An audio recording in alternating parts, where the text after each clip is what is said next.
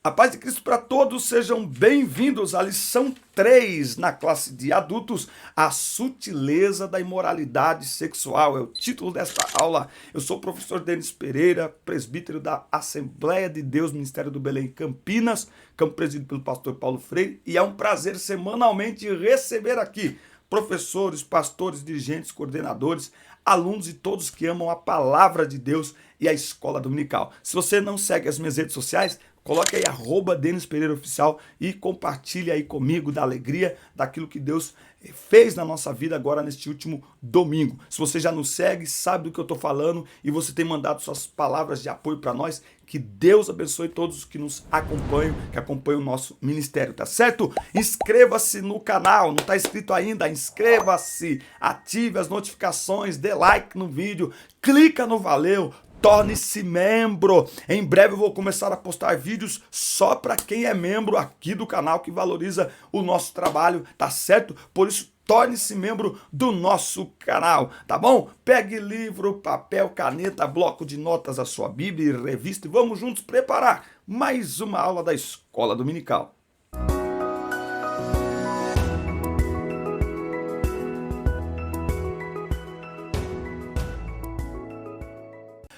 Muito bem, aí está a sutileza da imoralidade sexual. O textuário está em 1 Coríntios 6:18. Fugir da prostituição. Todo pecado que o homem comete é fora do corpo, mas o que se prostitui peca contra o seu próprio corpo. Primeira frase que você vai anotar: quando o assunto é imoralidade sexual, forte não é quem fica, é quem foge. Fuja da prostituição ou da imoralidade sexual. As escrituras condenam toda forma de prática sexual fora da esfera do casamento constituído por Deus, certo? E por que é que as escrituras condenam? Por que é que Deus condena? Porque foi Ele que nos criou.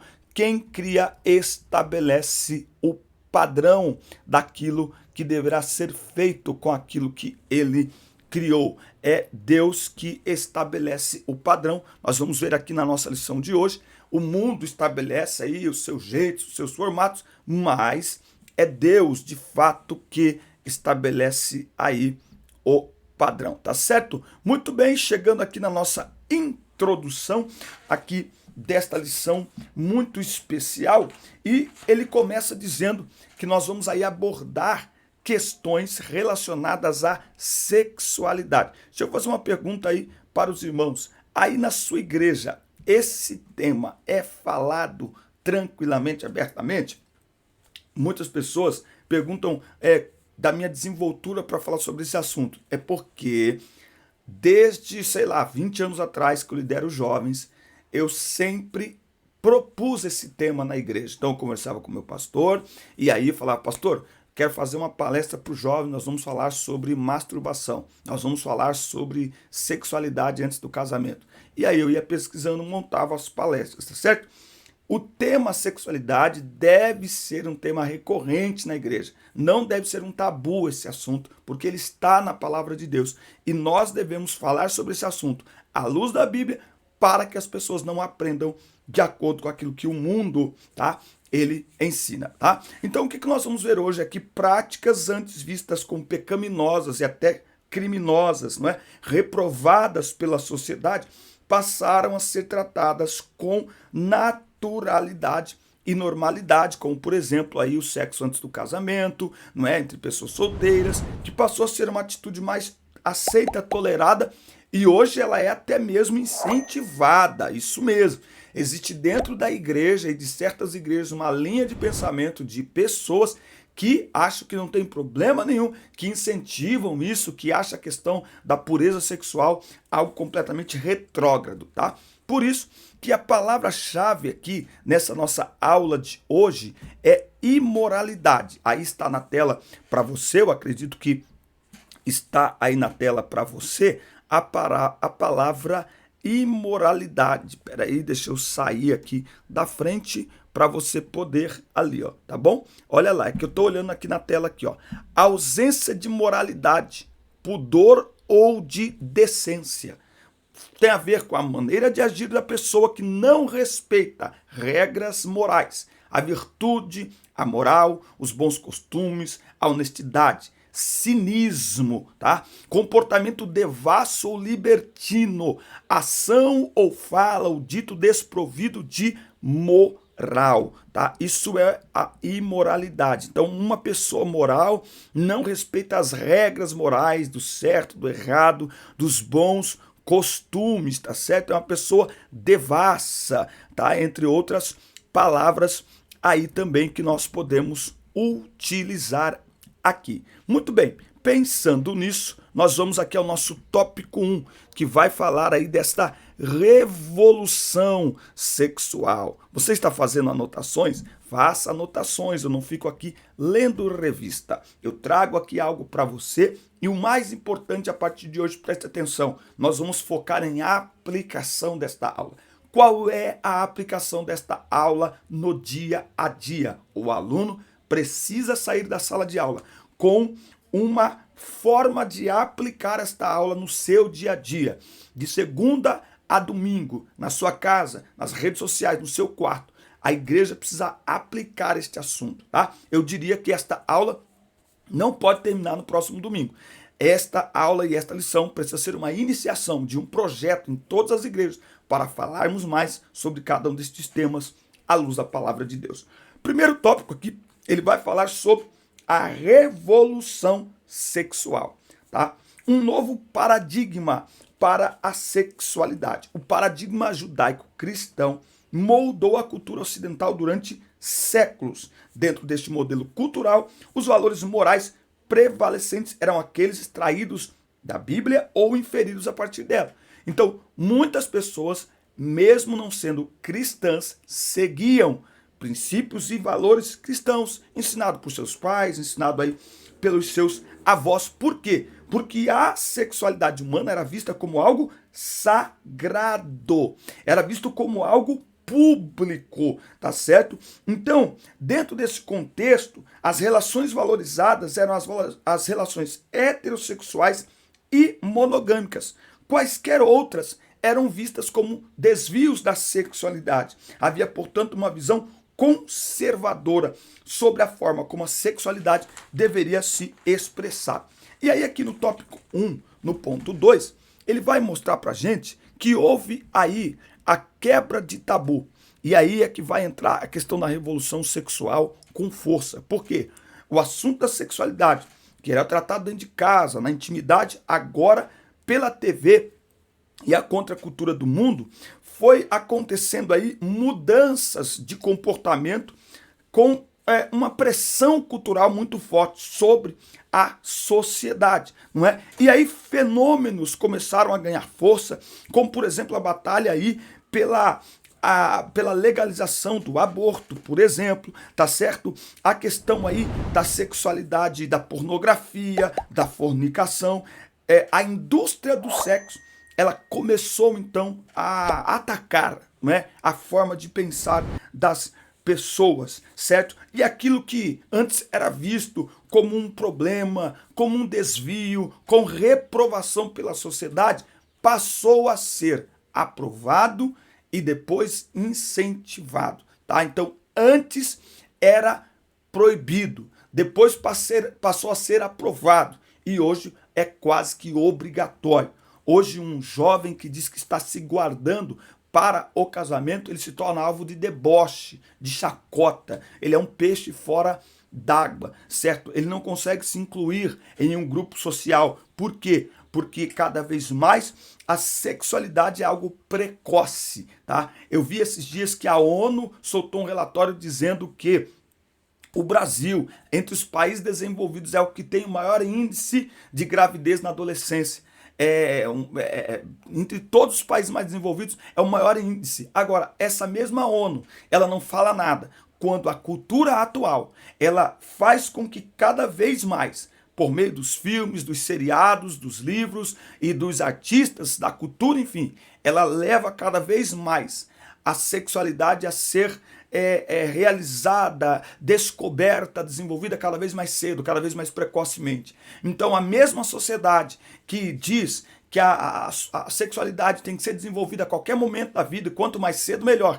É a mesma sociedade que depois grita, esse corpo é meu corpo, minhas regras, vamos fazer o aborto. Você deve ter visto aí o caso desta menina de 11 anos, que ela tinha prática sexual com o enteado de sua mãe, eles moravam na mesma casa, os pais, tanto a mãe dela quanto o pai dele, sabiam que os dois estavam namorando, sabiam das relações dos dois, e a menina ficou grávida, e aí o que eles fizeram? Tem que abortar, porque não sei o quê, porque é uma criança de apenas 11 anos. O que é isso? É essa quebra de tabu, é essa quebra de regras, é a quebra da moralidade, tá certo? É a destruição daquilo que é sagrado, tá? Então nós precisamos entender, nosso corpo é sagrado, tá? E tudo que fazemos com ele também é sagrado.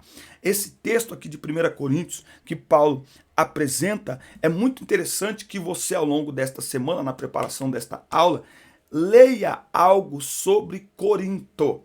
Corinto era uma cidade, era uma grande metrópole, tinha um porto em Corinto que era muito importante para o comércio em toda aquela região, e como toda cidade, como toda metrópole, lá também tinha o quê? Muito turismo. Agora, Corinto tinha mais do que isso, porque em Corinto tinha um templo para Afrodite, a deusa da fertilidade, a deusa do prazer. E uma das formas de cultuar esta deusa era através da prostituição cultual, ou seja, uma das formas de prestar um culto à deusa Afrodite era se relacionando, tendo relações sexuais com sacerdotisas que ficavam no templo, exatamente para fazer esse tipo de serviço, tá? Então, Corinto era uma cidade tão imoral que o termo corintianizar significava exatamente, uma pessoa corintianizada é alguém completamente imoral. Você está me entendendo? Alguém completamente imoral, sem qualquer pudor, sem qualquer decência, sem qualquer vergonha. E eles pensavam assim, Paulo diz isso aqui em 1 Coríntios 6, porque eles pensavam assim, bom, se o estômago é para os alimentos, os órgãos genitais é para o sexo, se não tem problema eu me alimentar, também não tem problema eu praticar sexo, quando eu quiser, a qualquer hora. É por isso que Paulo escreve 1 Coríntios capítulo 6, e ele fala algo aqui que contextualiza isso que eu acabei de dizer, ou o que eu acabei de dizer contextualiza o que Paulo escreve aqui em 1 Coríntios, no capítulo 6. Porque ele diz assim, realmente, todas as coisas são permitidas, mas nem tudo é saudável, nem tudo convém, tá? E aí ele vai dizer aqui, ó, fugir da imoralidade sexual, tá? E aí no 19 ele diz, não entendeis que vosso corpo é santuário, é templo do Espírito Santo. Por que templo do Espírito Santo? Porque havia ali muitas pessoas que vendiam nichos da deusa Afrodite, inclusive pequenos templos desta deusa com ela ali dentro, né? Então para eles templo de Deus era aquilo, e Paulo diz, não, vocês são templo do Espírito Santo, e como templo do Espírito Santo, vocês foram comprados por um alto preço. Glorificai a Deus também no vosso corpo, porque o vosso corpo pertence ao Senhor e ele é templo do Espírito Santo. Então, a visão, anote aí, a visão cristã sobre sexualidade é fundamentada na palavra de Deus, não na cultura do mundo, não naquilo que está sendo ensinado. O que fundamenta a nossa visão sobre sexualidade é a palavra de Deus. Tá certo? Vamos aqui ao tópico 2. Tópico 2. E se você não se inscreveu no canal ainda, inscreva-se, ative as notificações. É muito importante você se inscrever aqui no canal. Inscreva-se, ative as notificações, dê like no vídeo, deixe o seu comentário que ele aparece aqui ao lado já, é muito importante para nós. Tópico 2. As principais distorções da sexualidade sadia, tá? Então nós temos aqui a prática da fornicação, o termo usado para prostituição ou imoralidade no grego, no Novo Testamento, é porneia, que dá origem aí às palavras, tá? Ele dá origem aí às palavras já cunhadas na língua portuguesa como pornô, pornografia, tá? Agora tem um sentimento bem mais amplo, tá? É qualquer tipo de ato sexual considerado pecaminoso, incluindo adultério, prostituição, impureza, fornicação, tá? E aí por aí vai. Então é uma palavra bem ampla aí, essa palavra porneia, tá? Então, fornicação, prática sexual entre solteiros, prática sexual fora do casamento. Você, professor, está pronto para ensinar no próximo domingo a sua classe de adultos? Muitos deles são pais e mães que têm filhos jovens em casa. Você está pronto para ensinar por que sexo antes do casamento é pecado? Por que a Bíblia reprova o sexo antes do casamento? A prática sexual, ela é acompanhada de compromisso. E se nós olharmos na palavra de Deus, o casamento, ele é a iniciação para a vida sexual.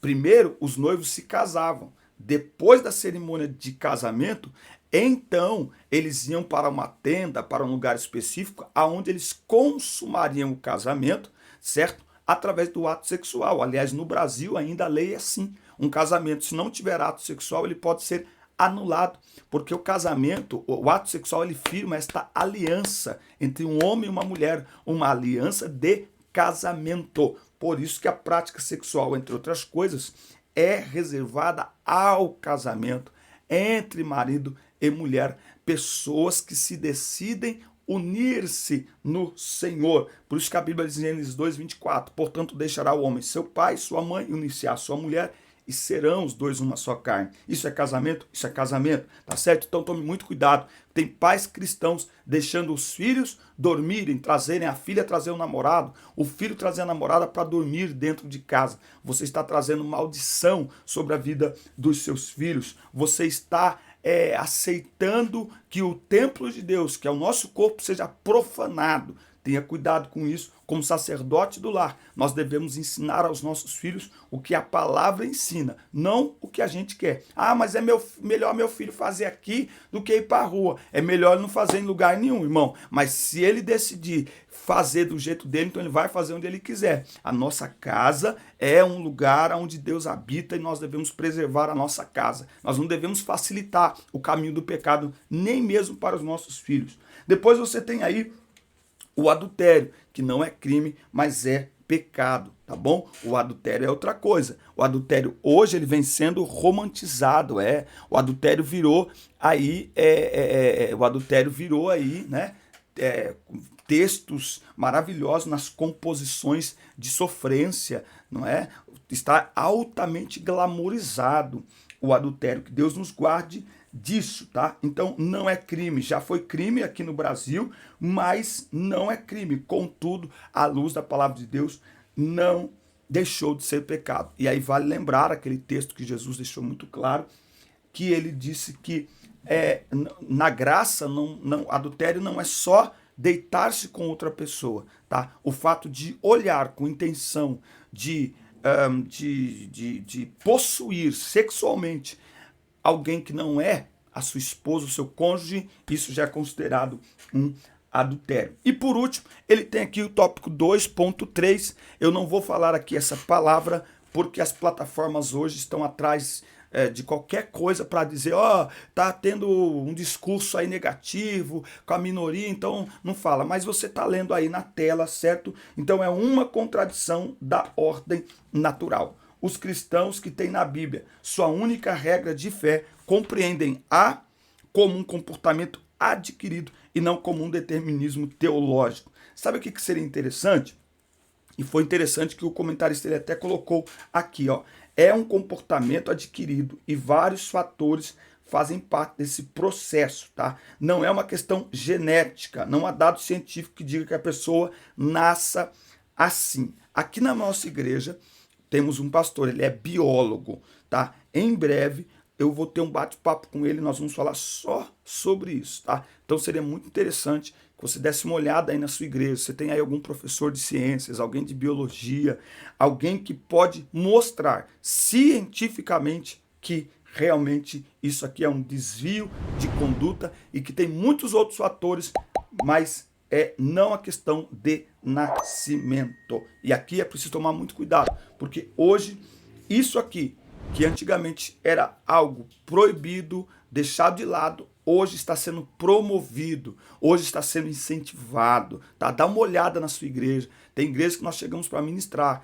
e quando os grupos levantam para cantar, gente, muitos precisam de aconselhamento, precisam de tratamento. As famílias também precisam. Tem muitos líderes na igreja que estão lidando com isso dentro de suas casas e não sabem como lidar. Então, esse aqui é um assunto para ser tratado. Esse aqui é um assunto para ser conversado com clareza, à luz da palavra de Deus, com muito respeito, mas deixando claro o que a palavra de Deus ensina, tá bom? É muito importante nós fazermos isso. E aí, por último, aqui nós temos o tópico 3, tá? O tópico 3 nós vamos falar aqui sobre o padrão bíblico para uma sexualidade sadia.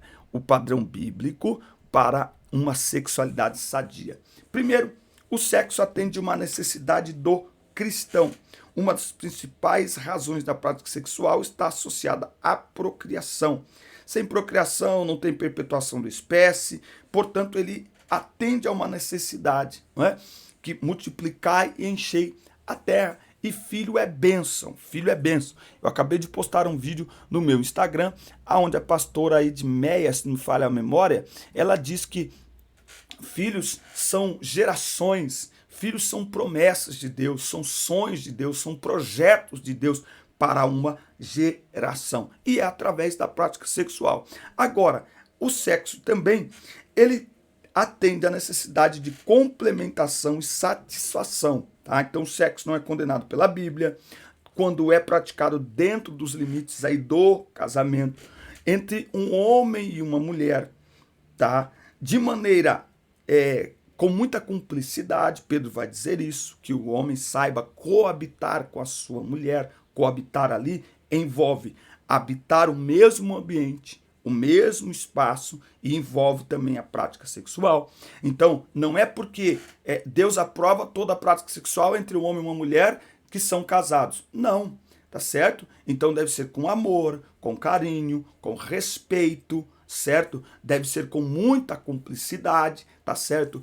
Deve ser gerar prazer mútuo. Paulo vai dizer isso em 1 Coríntios capítulo 7, certo? Então tem muita coisa para falar sobre sexualidade numa aula só, entendeu? Aqui, por exemplo, dava uma aula só, se você pegar só o tópico 3.2, complementação e satisfação, que é para gerar filhos, que serve para gerar filhos, maravilha. Mas e essa questão de complementação e satisfação? Os casais precisam ser ensinados que eles não podem se afastar um do outro, a não ser que os dois venham a querer se dedicar à oração, não é verdade? E por um curto espaço de tempo, Paulo diz isso aqui, ó, 1 Coríntios capítulo 7, por causa da imoralidade, que cada homem tem a sua esposa e sua esposa seu marido. O marido deve cumprir seus deveres conjugais para com a sua esposa e da mesma forma a esposa com o marido. Que deveres conjugais que é esse? É o prazer mútuo, tá na revista, irmão, tá na lição e tá na Bíblia, tá certo? Ele vai dizer, não vos negueis um ao outro, senão por consentimento mútuo. Então não existe isso da mulher decidir sozinha que ela vai fazer uma campanha de oração de 30 dias, oração e jejum, e não vai se deitar com o marido. Esse jejum, essa campanha só será aceita. Aliás, nem pode ser assim, porque Paulo diz consentimento mútuo por um curto espaço de tempo, certo? Então não tem como, tá 30 dias, já está reprovado. Então tem que ser 2, 3 dias, 5 dias, dependendo da quantidade da prática sexual que esse casal tem, mas tem que ser algo rápido. Os dois precisam estar de acordo e os dois precisam estar no mesmo propósito. Ou seja, não é apenas o marido dizer assim, olha, eu vou consagrar, jejuar e orar durante 5 dias. Não, os dois têm que sentar um de frente com o outro e combinarem. Temos um propósito e nós vamos fazer algo diante do Senhor. Vamos fazer o seguinte, vamos pegar esses 3 dias, vamos pegar esses 5 dias, no máximo, esta semana. E é o seguinte, nós vamos orar todos os dias, tal horário, ler a palavra de Deus, nós vamos jejuar em muitas áreas, incluindo na área sexual. Os dois têm que concordar e os dois têm que mergulhar de cabeça no propósito, senão não funciona, certo? O sexo não deve ser visto como dever ou obrigação, ser praticado de uma forma mecânica e sem amor. Pelo contrário, o casal deve se sentir satisfeito e realizado. Os dois devem se sentir satisfeitos e realizados. E por último, ele fala aqui um pouco sobre essa questão de como pastorear diante desta prática? Não é? O que fazer o pastor diante desta prática? Mesmo reprovando o comportamento por ser incompatível com a palavra de Deus, e aí, vocês ficam condenando. Crente, a gente não condena ninguém. A igreja não condena ninguém. É a palavra que condena o comportamento. O comportamento que a palavra condena. É a palavra que condena o comportamento. Agora, pensando nisso, a igreja não deve de forma alguma deixar de enxergar a pessoa como alguém que foi feito à imagem e semelhança de Deus. E, portanto, é alvo do amor de Deus. É alvo do amor de Deus, tá? O comentarista colocou aqui que a pessoa não deixou de ser a imagem de Deus. Bom, por causa do pecado, essa imagem foi, no mínimo, manchada, tá? Então, a igreja não pode rejeitar, não é? Agora, como tratar isso? Você pode responder aí nos comentários? Como tratar isso? Como tratar alguém que chega nesta condição? Como tratar estas pessoas? E nós precisamos ter cuidado, porque agora a sociedade está se mobilizando para apoiar essas pessoas. E aí, como é que faz? Pastor faz um casamento? A gente vem falando disso há uns 20 anos. E os crentes assim, não, nunca vai chegar. Chegou. E aí? Nós estamos vivendo esse tempo. E aí? Como é que você faz? Se a pessoa está no meio dos jovens, como é que você fala para ela, sai dos jovens? Aí ela vai no Instagram dela e fala assim, fui discriminado naquela igreja. E aí? Então nós precisamos orar, nós precisamos estudar sobre esses assuntos. E nós precisamos valorizar a sexualidade sadia. Eu termino aqui com uma reflexão, que muitas vezes nós falamos muito mais sobre os desvios da sexualidade do que sobre a bênção da sexualidade. Ou seja, nós falamos muito mais sobre 2 homens e 2 mulheres do que sobre um homem e uma mulher. Nós falamos muito mais sobre os desvios, os erros, aquilo que a Bíblia condena, do que sobre aquilo que a Bíblia aprova. Eu concluo aqui com essa pergunta para você. Na sua igreja tem departamento de família que atua direto? Na sua igreja, encontro de casais é anual, semestral ou é mensal? Por que é anual, gente? Por que o culto de família é anual? No culto de família não fala nada de família. Pensa nisso. Se nós queremos uma igreja forte, uma família forte, precisamos investir na família e precisamos falar sobre aquilo que a Bíblia fala. Esse é um tabu que tem que ser quebrado. O tabu que tem que ser quebrado na igreja não é a gente ensinar o que a Bíblia não ensina, é ensinar o que a Bíblia ensina. E a Bíblia ensina tudo o que precisamos saber sobre uma sexualidade sadia, saudável e que agrada a Deus. Amém, meus amigos? Esta foi então a nossa lição na classe de adultos. Que Deus abençoe sua vida. Assista, curta, compartilhe, inscreva-se no canal e um forte abraço. Deus abençoe você.